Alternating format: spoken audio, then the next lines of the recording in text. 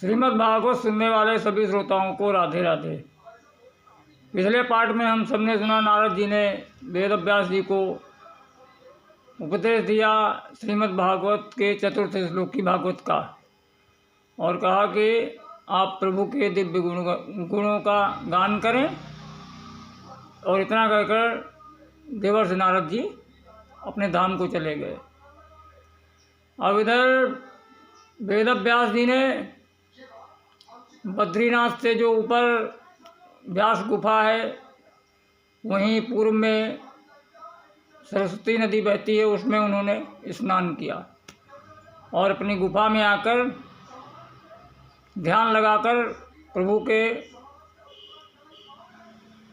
चरणों का तुरंत ही वेद व्यास जी के हृदय में श्रीमद् भागवत की गंगा प्रकट हो गई। ब्रह्मनद्यां सरस्वत्याम् आश्रमा पश्चिमे तटे सम्याप्रासेति प्रोक्त ऋषीणां सत्रवर्धना। और इस व्यास गुफा को पूर्व काल में सम्याप्रास आश्रम कहा जाता था। और ज्यों ही व्यास जी ने भगवान के चरणों का ध्यान किया, तो ही भागवत की श्रीमद् भागवत पुराण की गंगा उनके हृदय में प्रकट हो गई। और इस प्रकार ये 18,000 श्लोक से समन्वित श्रीमद् भागवत पुराण की वेद व्यास जी ने रचना किया। अब सोचने लगे कि ये जो श्रीमद् भागवत पुराण है, ये परमहंसों की संहिता है। अब इसको कोई परमहंस ही ग्रहण कर सकता है। तब उनको याद आया कि अरे, मेरा पुत्र इससे विरक्त कौन होगा जो जन्म लेते ही वन को चले गए। लेकिन अब वो कहाँ होगा, कौन से जंगल में होगा, इसका मुझे पता नहीं है। इसके लिए वेद व्यास जी ने अपने 4 शिष्यों को श्रीमद् भागवत के 2 श्लोक रटा दिए और कहा कि जाओ तुम जंगल में इनका गुणगान करते रहना।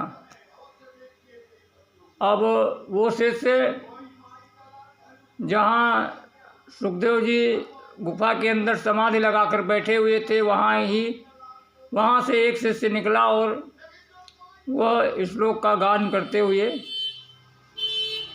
निकला। और वो क्या कह रहा है, इस श्लोक में प्रभु के स्वरूप का वर्णन है। तो शिष्य कहता है, बलहापीडं नटवरवपु कर्णयो कर्णिकारं बिभ्रदवासा कनककपिशं जयन्ती मालां रन्धाणवेणुरधरसुधया पूरयन् गोपवृन्दै बृन्दारण्यं स्वपदरमणम् प्राविशत गीत कीर्ति बृन्दारण्यं स्वपदरमणं प्राविशत गीत कीर्ति। इस श्लोक में भगवान के स्वरूप का वर्णन है। भगवान मोर के मुकुट का, जो मोर मुकुट भगवान लगाए हुए हैं, मोर के पंखों का, और अपने दोनों कानों में कनेर के फूल जो होते हैं उनको रख रखा है। और एक श्रेष्ठ नटवर का सा वेश प्रभु ने बना रखा है। वराहपीडं नटवरवपु कर्णयो कर्णिकारं बिभ्रदवाशा कनककपिशं। और भगवान के सुंदर शरीर पर पीताम्बर फहरा रहा है। बिभ्रदवाशा कनककपिशं वैजयन्तीं चमालाम्। और भगवान ने वैजयंती की माला पहन रखी है। रंधाड़वेणुरधर सुधया, अधरों पर वेणु सुशोभित हो रही है। और रंधाड़वेणुरधर सुधया पूरयन् गोपवृंदै। और ग्वाल बालों से घिरे हुए प्रभु वृंदारमणं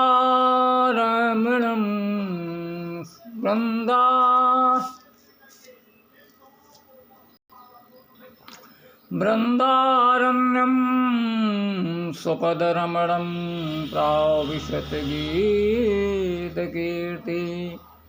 और वृंदावन में अपने कोमल चरणों से रमण करते हुए प्रभु वृंदावन में प्रवेश कर रहे हैं। यह श्लोक का भावार्थ है। तो जब इस प्रकार प्रभु के स्वरूप का वर्णन सुना तो सुखदेव जी की समाधि छूट गई और उन्होंने कहा कि जब इतना मोर मुकुट वाला इतना सुंदर है तो इसके दर्शन करने चाहिए। लेकिन फिर सोचा कि जो जितना सुंदर होता है उसके उतने ही नखरे होते हैं। अगर हम उसके पीछे पीछे घूमें और वो मुझको देखे ही नहीं तो अपनी तो विडंबना हो जाएगी। जैसे बड़े बड़े जो अभिनेता होते हैं उनके बहुत से फैन होते हैं और वो अभिनेता के जो चारों ओर उनके बॉडीगार्ड होते हैं और कोई एक फैन उनके पास चला जाए और सेल्फी लेने लगे और तुरंत ही वो बॉडीगार्ड उसका आ जावे और उससे कहे कि चल भग, तू यहाँ से कहाँ आ गया, और वो उसको धक्का मार के भगा दे तो उसकी विडंबना हो जाती है कि देखो ऐसे व्यक्ति से प्रेम किया, उसके चक्कर में मार भी खा गए। इसके लिए जो जितना सुंदर होता है उसके उतने ही नखरे होते हैं और हम उनके पीछे पीछे जाए और वो हमसे सीधे मुंह बात ही ना करे तो ऐसे पुरुष के पीछे नहीं जाना चाहिए। ऐसे सुंदर पुरुष के पीछे नहीं जाना चाहिए। ऐसा तो सोचकर सुखदेव जी फिर समाधि में बैठ गए। और अब इतने में दूसरा श्लोक दूसरे शिष्य ने दोहरा दिया। वो इस श्लोक में प्रभु के स्वभाव का वर्णन है। प्रभु का स्वभाव कैसा है। अहो बकीयं स्तनकालकूटम्, अहो बकीयं स्तनकालकूटम्, जिघांसया पाययदप्यसाध्वी,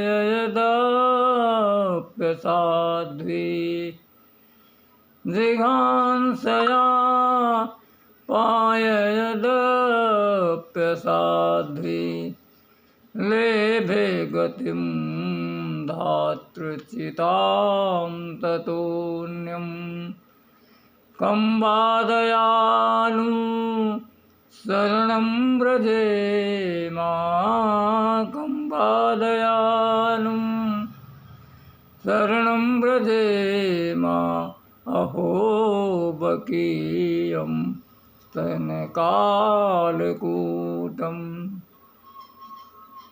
और इस श्लोक में कहते हैं प्रभु का स्वभाव कैसा है कि अहो आश्चर्यम।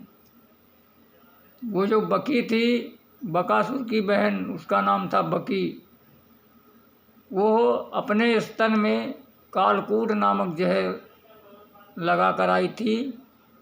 और आई थी क्यों? प्रभु को मारने के लिए। जिघांसया हन्तुम इच्छा। लेकिन प्रभु ने उसको भी अपने माँ की जो गति यशोदा माँ को दिया वही गति पूतना को पहले प्रदान कर दिया। क्यों? क्योंकि प्रभु सोचते हैं कि भली बुरी कैसी भी है लेकिन है तो मेरी मौसी ही, और जो काम माँ करती है वही आज इसने किया। माँ भी दूध पिलाती है और ये भी, इसने भी दूध पिलाया। तो प्रभु ने उसको अपनी माँ की गति दी। लेभे गतिम धातृचिताम ततोन्यम, और अन्य ऐसा कौन होगा? किंबा लेभे गतिम धातृचिताम ततोन्यम, किंबा दयालुम शरणं व्रजेम। ऐसा कौन दयालु होगा, ऐसो को उदार जगमाही। जनय गुण प्रभु मान न काऊ, जनय गुण प्रभु मान न काहू। दीन बंधु अति मृदुल स्वभाव, जनय गुण प्रभु मान न काहू। सुखदेव जी तुरंत ही उठकर चल दिए और उन शिष्यों के पास आए। बोले, भैया बहुत प्यारे से श्लोक सुना रहे हो, एक दो और सुनाओ। तो शिष्यों ने कहा कि गुरु जी ने हमें 2 ही श्लोक रटाए हैं और ज़्यादा सुनना है तो चलो मेरे गुरु जी के पास। इतना सुना तो तुरंत ही सुखदेव जी चल पड़े। हरे गुणाशिक्तमति भगवान बादराणी। भगवान के गुणगण इतने प्यारे हैं कि उनमें चुंबक की तरह खिंचे हुए चले आए और आकर अपने पिता व्यास जी को प्रणाम किया और व्यास जी ने उन्हें अपने गले से लगा लिया। और सुखदेव जी ने अपने पिता से कहा कि पिताजी मुझे भी ये प्रसाद रूपी अमृत मिलेगा। तो सुखदेव जी ने कहा, तो वेद व्यास जी ने कहा, बेटा तुम्हारे लिए ही मैंने ये परमहंसों की संहिता की रचना की है और समस्त श्रीमद् भागवत पुराण अपने पुत्र को वेद व्यास जी ने सुनाया और उन्होंने अपने हृदय में, सुखदेव जी ने अपने हृदय में समस्त पुराण को श्रवण के द्वारा हृदय के अंदर रख लिया। और वही समय आने पर परीक्षित को सुनाया। तो सूत जी, तो शौनकादि ऋषि कहते हैं कि सूत जी ये बताओ कि ये परीक्षित कौन थे? जब ये परमहंसों की संहिता है तो सुखदेव जी तो परमहंस थे, लेकिन ये जो परीक्षित थे ये कौन से परमहंस थे? ये तो राजा थे। तो जो परमहंसों की संहिता है वो परमहंस को ही सुनानी चाहिए। और सुखदेव जी ने परीक्षित को क्यों सुनाई? तब परीक्षित के जन्म की कथा सूत जी कहते हैं कि ऋषियों सुनो। यदा मृधे कौरव संजयानां वीरे सथो वीरगतिं गतेषु भ्रकोदरा विद्यगदाभिमर्श भगनो रुदण्डे धृतराष्ट्रपुत्रा भगनो रुदण्डे धृतराष्ट्रपुत्रे। जब महाभारत के युद्ध में समस्त कौरव मारे गए और पांडवों की विजय हुई और अंतिम युद्ध में भीमसेन ने अपनी गदा से दुर्योधन की जंघा तोड़ डाली तो वो मरणासन हालत में समरांगण में पड़ा हुआ था। और पांडव विजय का शंख बजाते हुए शिविर की तरफ लौट गए। तब इधर दुर्योधन के पास उसका मित्र अश्वत्थामा आया और अश्वत्थामा दुर्योधन से कहता है कि मित्र, तुमसे मेरी ये दशा देखी नहीं जा रही। तुमने आज तक जितने भी सेनापति बनाए सब मन से तो पांडवों की तरफ थे और शरीर से तुम्हारी तरफ लड़ रहे थे। तो दुर्योधन बोला कि भाई, जो होना था वो हो गया, अब तुम बताओ मेरे लिए क्या कर सकते हो। तो अश्वत्थामा कहता है कि मत बताओ। तब दुर्योधन कहता है कि मेरे मन में एक इच्छा है कि हम 100 थे, 100 में एक भी नहीं बचा, और ये पांडव 5 थे, 5 में किसी एक को भी आंच नहीं आई। अगर एक भी मर गया होता तो मुझको शांति मिली होती। तब अश्वत्थामा कहता है कि मित्र, तुम एक की बात कर रहे हो, मैं 5 का सिर अभी काट के लाता हूँ। और ऐसा कहकर अश्वत्थामा काकोलू कन्या से रात्रि के समय पांडवों के शिविर में गया। और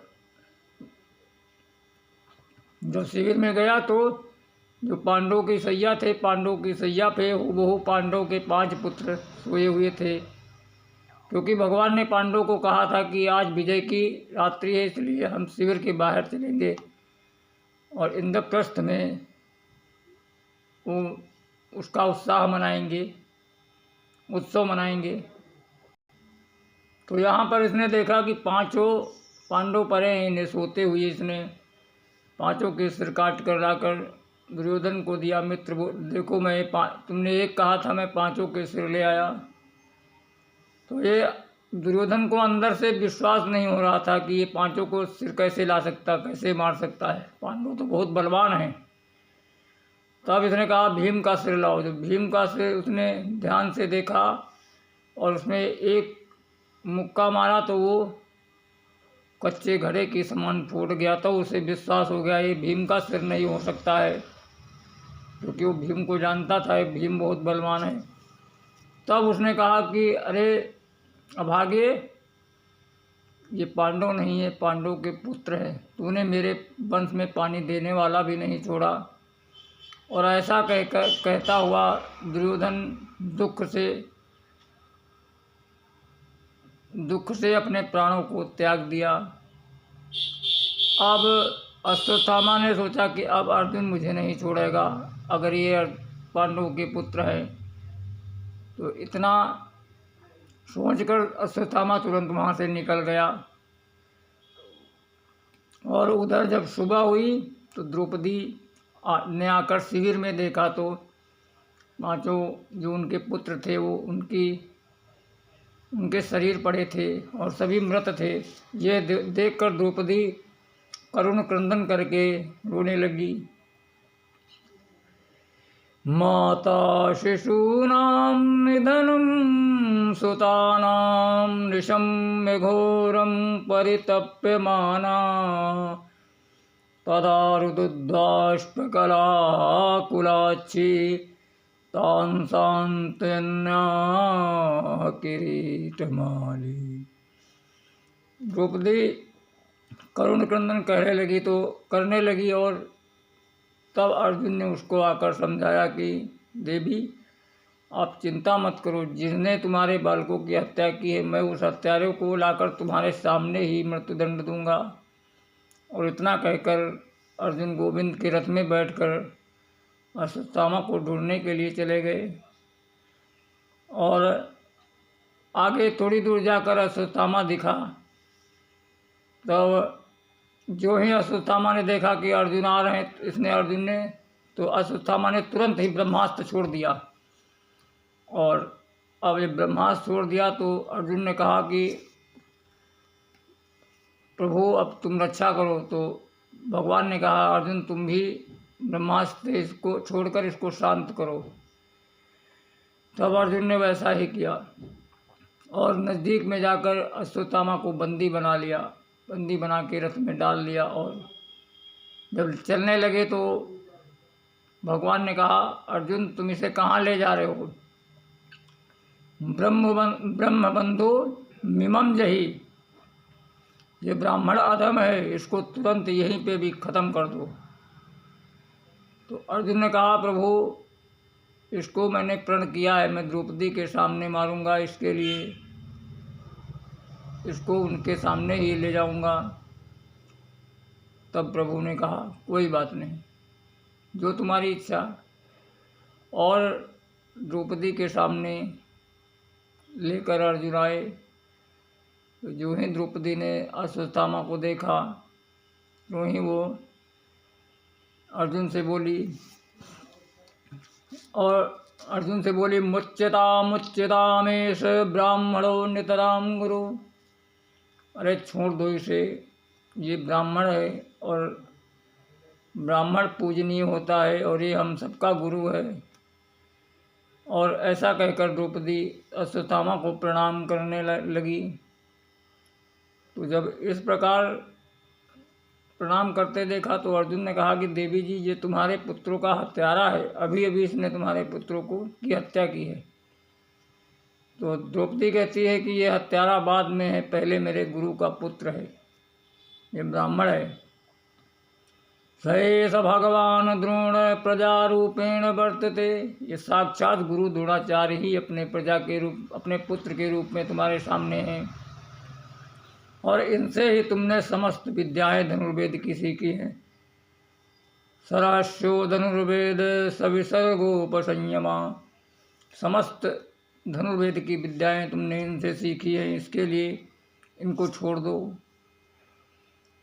तो अब द्रौपदी ने कहा छोड़ दो तो धर्मराज ने भी द्रौपदी का अनुमोदन किया और कहा कि इसको छोड़ दो। लेकिन भीम बोले कि तुम सब छोड़ दो लेकिन मैं नहीं इसको छोड़ूंगा। और अर्जुन ने भी कहा मैंने भी प्रतिज्ञा किया है, मैं भी इसको नहीं छोड़ूंगा। आज समस्या खड़ी हो गई, मार दिया जाए कि छोड़ दिया जाए। तब अर्जुन ने भगवान कृष्ण से कहा कि प्रभु आप ही बताओ, मेरी बुद्धि काम नहीं कर रही है। तब भगवान ने कहा मैं तो पहले ही कहता था कि इसको वहीं पे निपटा दो, अगर वहीं पे निपटा दिया होता तो ये नंबर ही नहीं आता। देखो जब कोई आतताई या कोई आतंकवादी पकड़ा जाता है तो उससे वहीं पे जो कुछ जानकारी लेनी हो ले लो, उसके बाद तुरंत ही उसको वहीं पे निपटा देना चाहिए। अगर वहाँ पे नहीं निपटाओगे तो जब उसको यहाँ पे लाओगे तो सरकार का खर्चा बढ़ेगा और फिर तो जो काम होगा वो कानून के हिसाब से ही होगा। और इसके लिए जो आतताई होते हैं उनको तुरंत ही निपटा देना चाहिए। तो मैं तो पहले ही कह रहा था तुमसे। तो अब जो होगा वो शास्त्र के हिसाब से होगा। तो अर्जुन बोले प्रभु शास्त्र क्या कहते हैं? तो भगवान कहते हैं शास्त्रों में कहा है कि ब्रह्म बंधुर्न हन्तव्यम, ब्राह्मण चाहे कितना भी अधम हो जाए, कितना भी पापी हो जाए, उसका वध नहीं करना चाहिए, ये शास्त्रों में कहा गया है। और शास्त्रों में ये भी कहा गया है कि आतताई बधारना, और आतताई कैसा भी हो उसका तुरंत ही वध कर देना चाहिए। तब अब जब इस प्रकार आदेश दिया तो अर्जुन ने कहा प्रभु ये तुम कौन सी बात कर रहे हो? एक तरफ कहते हो कि ब्राह्मण है, वध नहीं करना चाहिए, और एक तरफ कह रहे हो कि आतताई बधारना। ये सब उल्टी सीधी किस प्रकार आप बातें कर रहे हो? मेरी कुछ समझ में नहीं आ रही हैं। देखो कन्हैया के जितने काम हैं सभी टेढ़े मिलेंगे तुमको। चाल टेढ़ी, गर्दन टेढ़ी, कमर टेढ़ी, खड़े होते हैं तो भी 3 जगह से टेढ़े होके खड़े होते हैं। और नाम भी है कृष्ण। भगवान का नाम श्री कृष्ण लेते ही जीभ चक्कर खा जाए। राजस्थान का एक प्रसिद्ध शहर है कृष्णगढ़, लेकिन कोई कृष्णगढ़ नहीं कहता है, किशनगढ़ कहता है, जहाँ का पत्थर बहुत फेमस है। और जो हमारे राम जी हैं वो बहुत ही सीधे साधे, सीधा साधा नाम राम। राम नाम बहुत ही सीधा है और इसीलिए जो ये भगवान का चरित्र कृष्ण का है, ये कृष्ण चरित्र महाविचित्र। और भगवान का चरित्र बहुत ही सीधा साधा सरल चरित्र है भगवान का, श्री राम का। तो अर्जुन कहते हैं कि कन्हैया अब तू ही बता क्या किया जाए। तो भगवान ने कहा कि भाई मैंने तो जो शास्त्र होते हैं, शास्त्र के अनुकूल जो काम होता है, जो चलता है, शास्त्र उसका कल्याण कर देते हैं। शास्त्र को कहते हैं शासनात् त्रायते, जो शासन के द्वारा कल्याण कर दे। जिस प्रकार राजा होता है शासक, और उसके वो जिस पे अनुशासन करता है वो होती है प्रजा। इसी प्रकार शास्त्र हमारे जीवन में,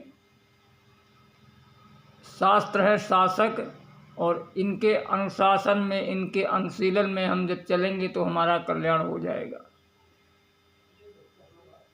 तब अर्जुन को भगवान ने युद्ध के पहले ही गीता का उपदेश दिया।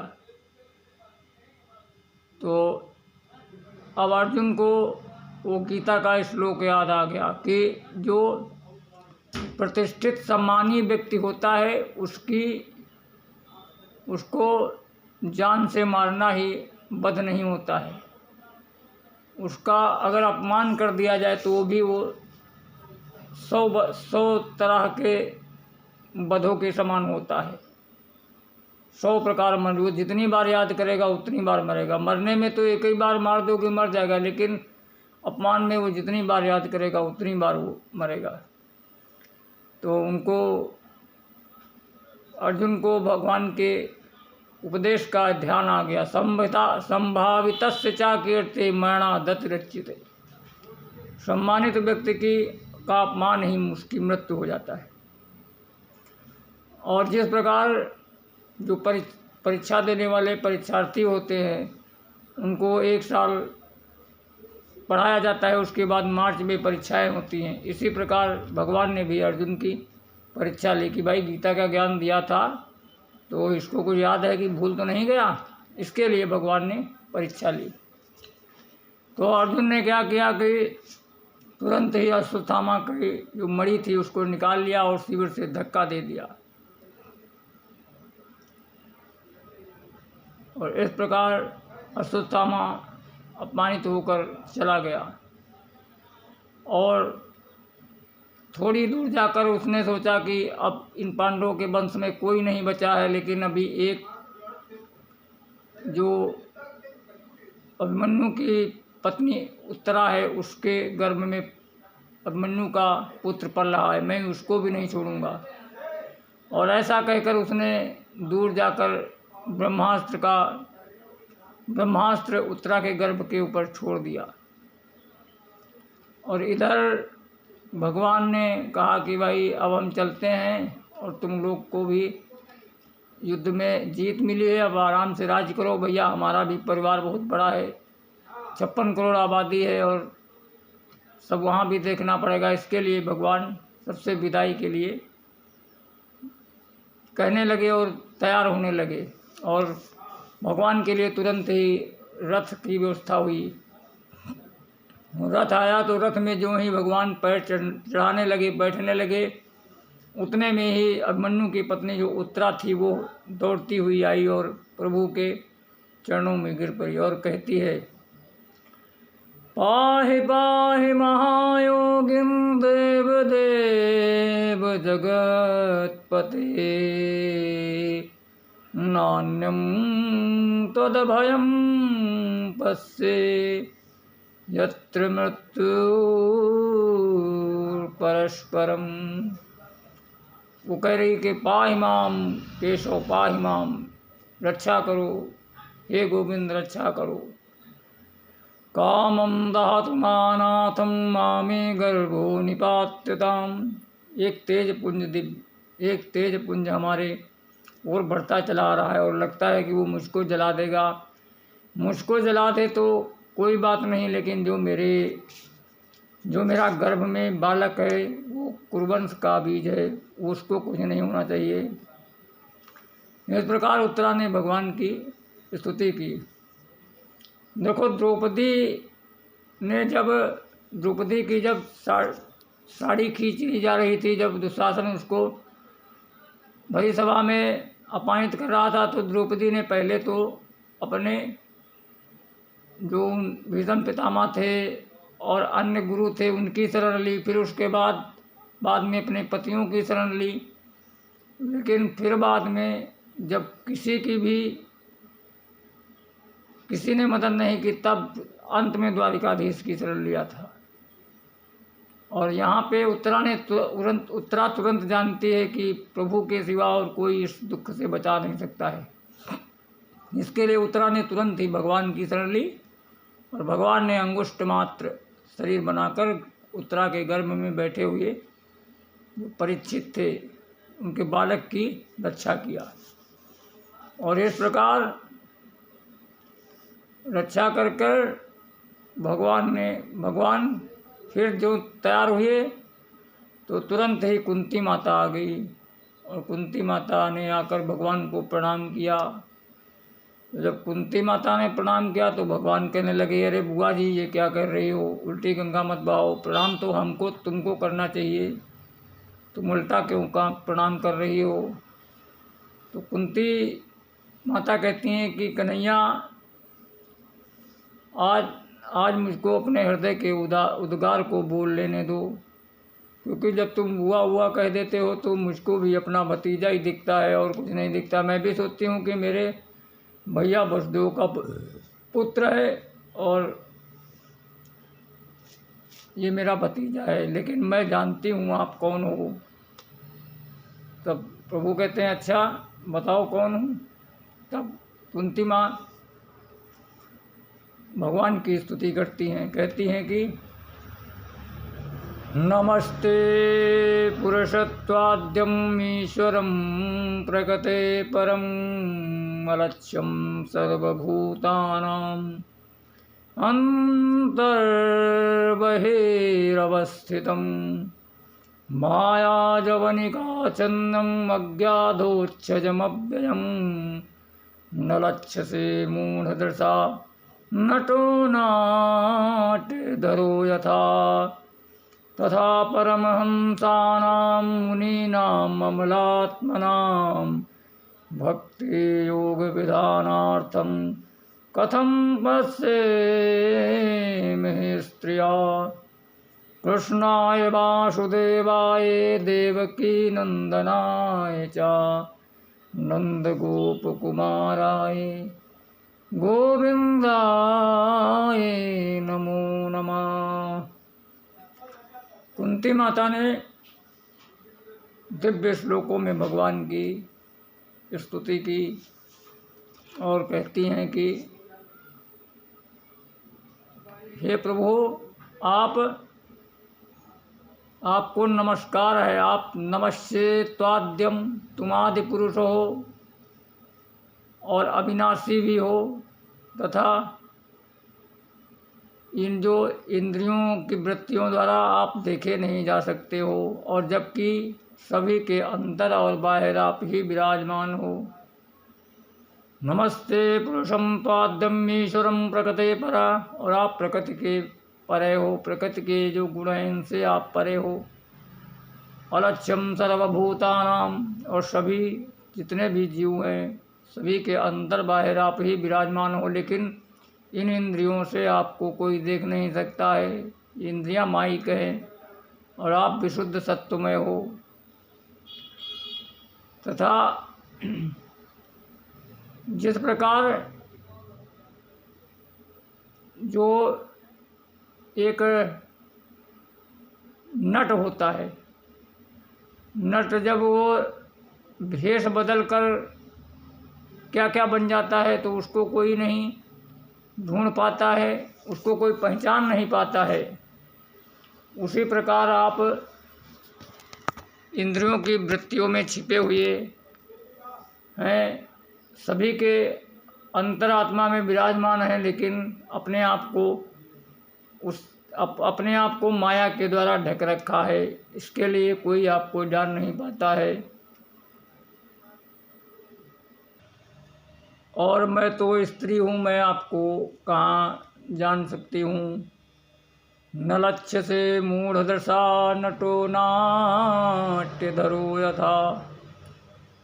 और प्रभु आप परमहंसों के मुनियों के हृदय में अपने प्रेम रूपी भक्ति को बढ़ाने के लिए आप प्रकट हुए हैं। तथा परमहंसानां मुनीनां अमलात्मनां और भक्ति योग विधानार्थम। और ये जो भक्ति और योग विधि के द्वारा आपको बड़े बड़े अमलात्मा मुनि ऋषि प्राप्त करते हैं, उन विधि विधानों को कथम पश्येमहि स्त्रिया, तो मैं आपको कहाँ जान सकती हूँ। और मैं तो इतना ही जानती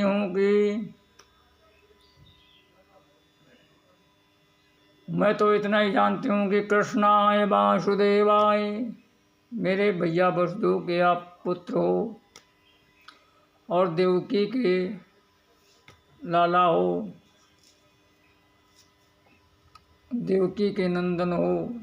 कृष्णाय वासुदेवाय देवकी नंदनाय च, और नंद गोप कुमाराय, और नंद के गोप बनकर आप गोकुल में लीला किया है। नंद गोप कुमाराय गोविंदाय नमो नमः। प्रभु मैं आपको नमस्कार करती हूँ। और कहती हैं कि आपने अपनी माता जो देवकी थी उनके 6 पुत्रों को कंस ने मार दिया, उनसे रक्षा नहीं किया, लेकिन मैं अभागिन थी तो भी मेरे 5 पुत्रों में से किसी को भी एक को आँच नहीं लगी, और आपने हर समय मेरी रक्षा की। जबकि माता के स्थान बड़ा होता है, लेकिन फिर भी आपने मुझ पर बहुत कृपा बनाए रखी। और कुंती माता गिनाती हैं कि मैं कितनी विपत्तियाँ कहाँ कहाँ से गिनाऊँ। जब जब विपत्ति आई तब तब आपने मेरी सहायता की और मेरे बच्चों की रक्षा की। भीषान महाग्ने पुरुषाद दर्शना दशत्सभाया वनवास कृच्छ्यता मृते मृते अनेक महारथास्ततो द्रोणस्य तस्य चाश्म हरेभिरक्षिता। विष में एक बार भीम को सभी कौरवों ने मिलकर विष के लड्डू खिला दिए थे, तो कुंती माता इशारा कर रही और विषाग्नि, और अग्नि लाक्षागृह की अग्नि से। विषान महाग्नि पुरुषाद दर्शना, और पुरुषाद यानी जो वनवास के समय जो राक्षस हिडिम्बादि जो राक्षस थे उनसे आपने ही रक्षा की। और यहाँ तक क्या कहूँ कि अभी अभी जो द्रोणाचार्य का पुत्र अश्वत्थामा था उसके ब्रह्मास्त्र से अभी अभी मेरे पौत्र की रक्षा की। द्रोणस्य तस्य चाश्म हरेभिरक्षिता, अभी अभी उसकी रक्षा की। भगवान कहते हैं कि अच्छा देव, अब ये बताओ कि तो मुझसे कुछ मांग लो। भगवान प्रसन्न हो जाते हैं। तब कुंती माता कहती हैं कि कन्हैया, विपदा सन्तु नाशस्वत्तत्र तत्र जगद्गुरो भवतो दर्शनं यस्यात् न पुनर्भव दर्शना। कन्हैया, अगर मुझको तू कुछ देना चाहते हो तो मुझे ऐसा वरदान दो कि मुझ पे सदा ही विपदा बनी रहे, सदा ही विपत्तियाँ आती रहें। तो भगवान कहते हैं कि बुआ, ये तुम क्या मांग रही हो? अगर मनुष्य घर में सत्यनारायण स्वामी की कथा भी करवाता है तो कहता है कि सुख संपत्ति घर आवे, कष्ट मिटे तन का, और तुम मुझसे ये विपत्ति मांग रही हो। तब कुंती माता कहती हैं कि हाँ कन्हैया, जब विपत्तियाँ आती हैं तभी तुम जितनी बार विपत्तियाँ आती हों उतनी बार ही तुम आकर हमारी उन विपत्तियों से रक्षा करते हो, और जब सुख आता है तो सुख में तुम दूर हो जाते हो। इसके लिए मैं ये चाहती हूँ कि सदा मुझ पर विपत्ति ही बनी रहे, जिससे आपके दर्शन होते रहें, और जब आपके दर्शन होंगे तो अपुनर्भव दर्शनम, फिर दोबारा ये जो पुनर्जन्म का चक्कर है, जन्म मरण का चक्कर है, ये इससे हमको मुक्ति मिल जाएगी।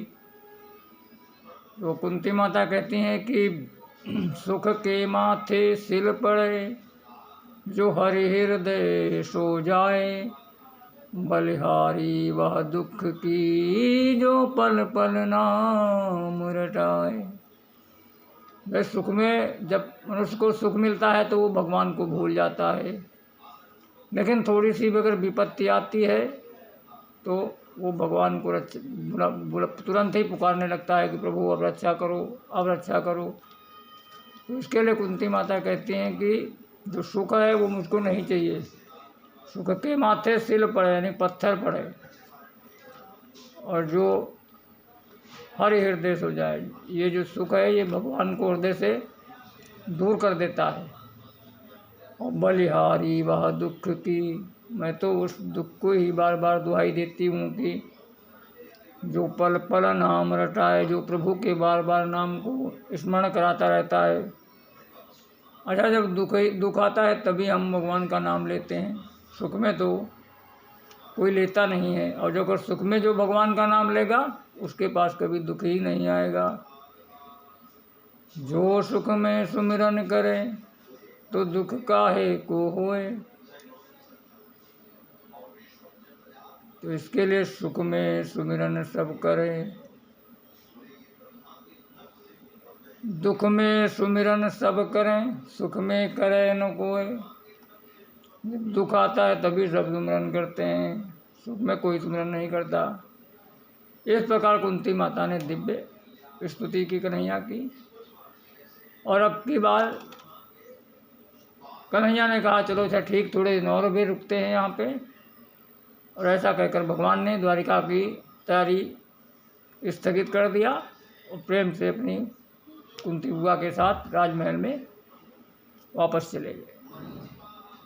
अब अगली कथा अगले पार्ट में। जय श्री कृष्णा, जय श्री राम।